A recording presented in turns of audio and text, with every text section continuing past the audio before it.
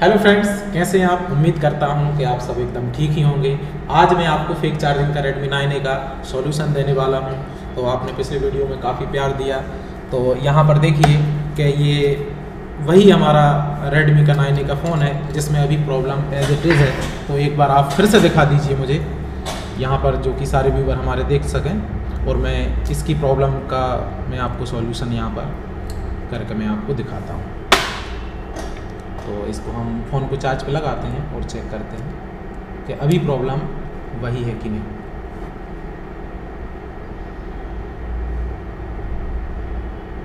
ये देखिए, दिख रहा है अच्छे से, ठीक है। तो अभी इसमें प्रॉब्लम एज इट इज़ है, मतलब सेम प्रॉब्लम है। वो देखिए 0 हो गया है, तो इंतज़ार की घड़ी हो चुकी है ख़त्म। अब हम आपको बताते हैं इसका सॉल्यूशन। तो चलिए, अब वही हमारी पुरानी ट्रिक, एक इसमें जंपर लगाते हैं और देखते हैं कि हम कामयाब होते हैं कि नहीं। तो मैं यहाँ पर स्केच करता हूँ थोड़ा।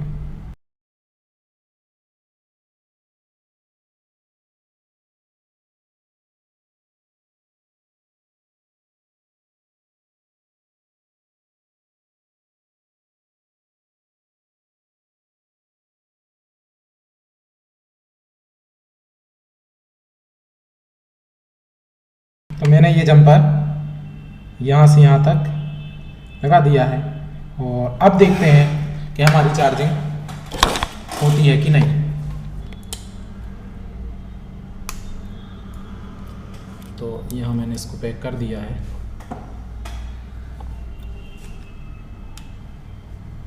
देखिए 0.6 लिया, 1.6, 0.2, 0.6।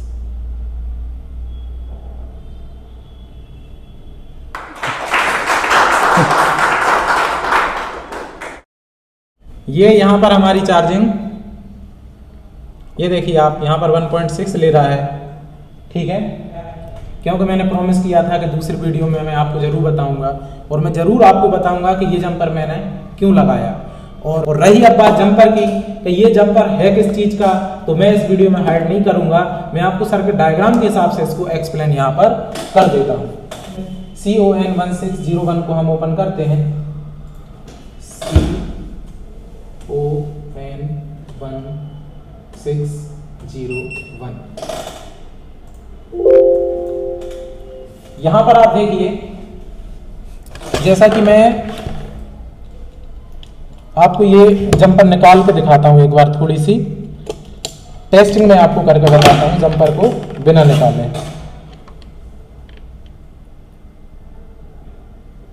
ये मैंने अभी जंपर को निकाल दिया,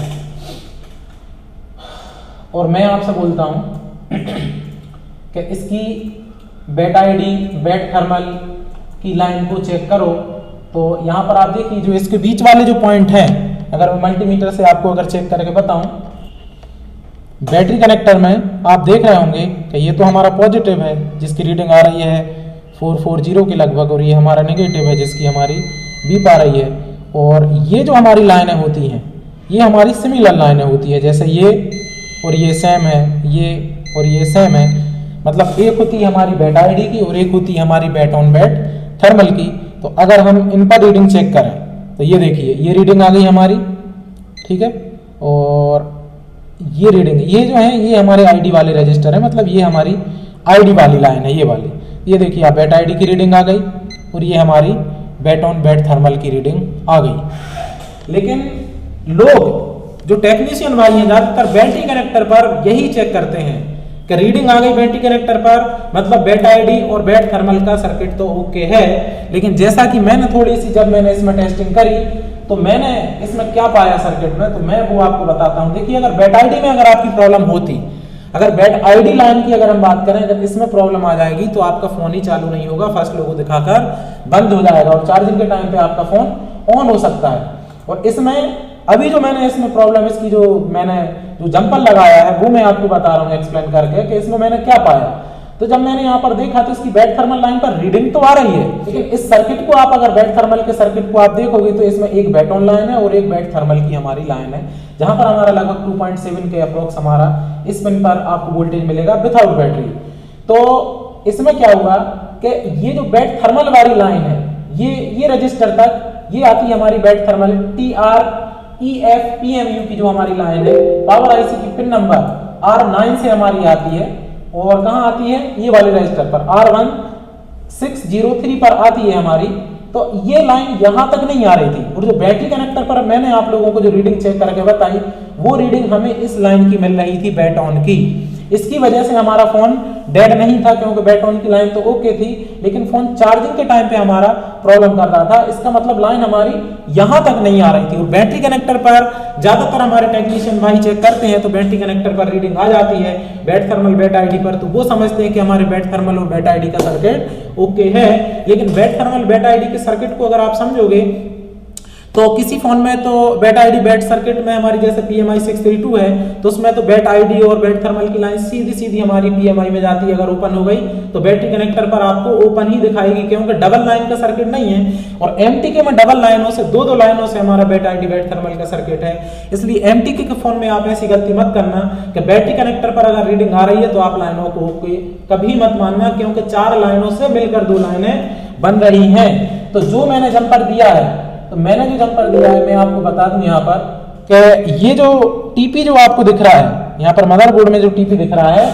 ये सर्किट डायग्राम में जब मैं गया तो यहाँ पर पावर आईसी की पिन नंबर R9 के बाहर लाइन निकलती हुई दिख रही है। यहाँ से यहाँ पर ये यहाँ पर नोस्कस पॉइंट है इसका यहाँ पर, और यहाँ पर ये R आता है और ये R9 यहाँ आता है। तो R9 की लाइन यहाँ निकलती हुई दिख रही है। तो मैंने यहीं से स्क्रैच करके और मैंने इस जंपर को ये वाले रजिस्टर पर, ये वाला रजिस्टर देखिए आप, मैं आपको दिखा भी देता हूं।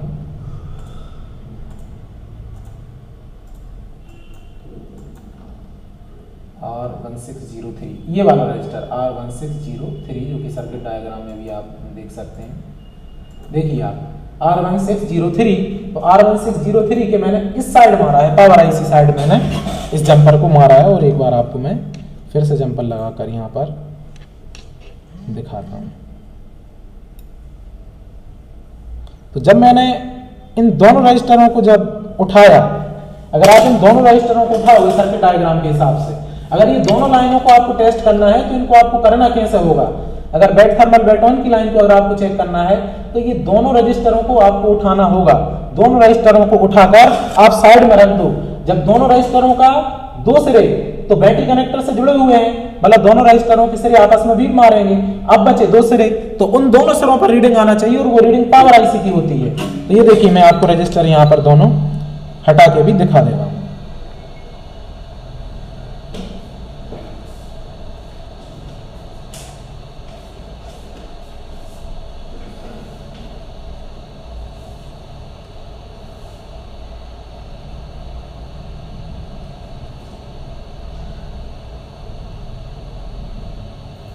तो यहां पर मैंने रजिस्टर हटा दिए हैं, और आप देखिए कि ये यहाँ तो रजिस्टर लगे थे, मतलब इनके दोनों टर्मिनल आपस में बीप मारेंगे। ये देखिए ये बीप मार रहा है, ये बीप मार रहा है, मतलब ये बैटरी कनेक्टर साइड जाएंगे। ये देखिए मतलब ये दोनों जो रजिस्टर के हमें 2 जो कॉन्टैक्ट दिख रहे हैं वो बैटरी कनेक्टर की इस लाइन से हमारे जुड़े हुए हैं। अब बचे 2 कॉन्टैक्ट इसके, एक ये वाला एक ये वाला। तो इन दोनों कॉन्टैक्टों पर हमें पावर आईसी की रीडिंग आना चाहिए, GR वैल्यू हमें आना चाहिए। तो मैं यहाँ पर चेक करता हूँ, तो देखिए यहाँ पर रीडिंग आई 5238 के समथिंग हमें यहाँ पर रीडिंग आ रही है। ओके, अब मैं इस वाले कॉन्टैक्ट पर रीडिंग चेक करता हूँ। तो ये देखिए यहाँ पर कोई रीडिंग नहीं है, OL आ रहा है। ठीक है, अब जिस रजिस्टर पर हमें रीडिंग आ रही थी, तो हमें रीडिंग कौन से वाले रजिस्टर पर आ रही थी, तो मैं आपको बताता हूं। हमें रीडिंग आ रही थी इस वाले रजिस्टर पर, ये मतलब ये तो एक सिरा बैटरी वाला हो गया, और ये वाले सिरे पर रीडिंग आ रही थी। तो वो वाला जो रजिस्टर है वो ये था हमारा R1605। अगर आप लेआउट में देखें तो ये देखिए आप R1605, इस पर हमें रीडिंग आ रही है। मतलब ये रजिस्टर कौन सा वाला हुआ, ये बैट ऑन वाला रजिस्टर हुआ हमारा। ठीक है, और हमें रीडिंग कौन से वाले पर नहीं आ रही थी, तो ये वाले TREF मतलब thermal reference PMU power IC वाली पिन नंबर R9 से हमें यहाँ पर रीडिंग नहीं आ रही थी। तो मैंने ये जंपर दिया है मैंने।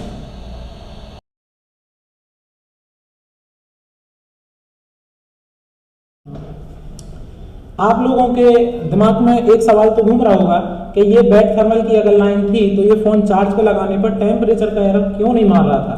तो देखिए फ्रेंड्स, जरूरी नहीं है अगर किसी फोन में अगर उसके सीपीयू को प्रोग्रामिंग दी गई है कि आपकी थर्मल लाइन पर वोल्टेज जो सेंस लाइन हमारी होती है उस लाइन में वोल्टेज कम होने पर या ज्यादा होने पर आपको एरर देना है कि नहीं, ये प्रोग्रामर तय करता है। तो इसी वजह से इसमें ऐसा हुआ कि थर्मल का सर्किट बिगड़ने पर भी ना तो टेम्परेचर टू लो का एरर आया ना टेम्परेचर टू हाई का एरर आया। अगर कोई भी फोन आपके पास आता है ऐसे टेम्परेचर के इशू में तो आपका डायरेक्ट दिमाग जाता है कि ये तो किसी न किसी थर्मल की प्रॉब्लम है। लेकिन आपको ये भी समझना होगा क्या उस सीपीयू को प्रोग्रामिंग दी गई है, उसको प्रोग्राम किया गया है टेम्परेचर टू लो या हाई का एरर देने के लिए। तो इसकी वजह से इसको प्रोग्राम नहीं दिया गया है कि आपका थर्मल सर्किट बिगड़े तो आप टेम्परेचर एरर का जो है एरर डिस्प्ले पर देना या नहीं देना। इसी वजह से थर्मल का सर्किट बिगड़ने पर इसकी डिस्प्ले पर हमें कोई भी टेम्परेचर का एरर शो नहीं हुआ। तो देखा फ्रेंड्स आपने कि फॉल्ट तो कितना छोटा था, फॉल्ट कोई ज्यादा बड़ा ही नहीं था। अगर आपको सर्किट का नॉलेज है तो वास्तव में फॉल्ट तो कोई भी बड़ा नहीं होता है, सिर्फ उसकी टेस्टिंग बड़ी होती है, उसकी ट्रेसिंग बड़ी होती है। आपको सर्किट की वर्किंग आपको पता आना चाहिए।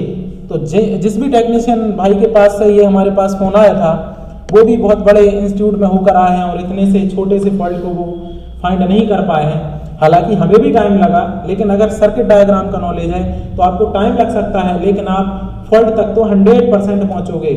तो फ्रेंड्स, वीडियो आपको कैसा लगा कमेंट्स बॉक्स में जरूर बताएं और ऐसे ही अच्छे नॉलेजफुल वाले वीडियो अगर आप देखना चाहते हैं हमारे MPGT यूट्यूब चैनल पर तो प्लीज़ चैनल को सब्सक्राइब जरूर कर लें और शेयर भी जरूर कर दें ताकि किसी दूसरे टेक्नीशियन भाई के वीडियो काम में आ सके। तो फ्रेंड्स, अगर आप चाहते हैं कि ऐसे वीडियो और अच्छे आगे आपको देखने को मिले तो बने रहिए हमारे MPGT यूट्यूब चैनल पर। आज के लिए इतना ही, मिलते हैं ऐसे ही किसी अच्छे धमाकेदार टॉपिक पर। Thank you.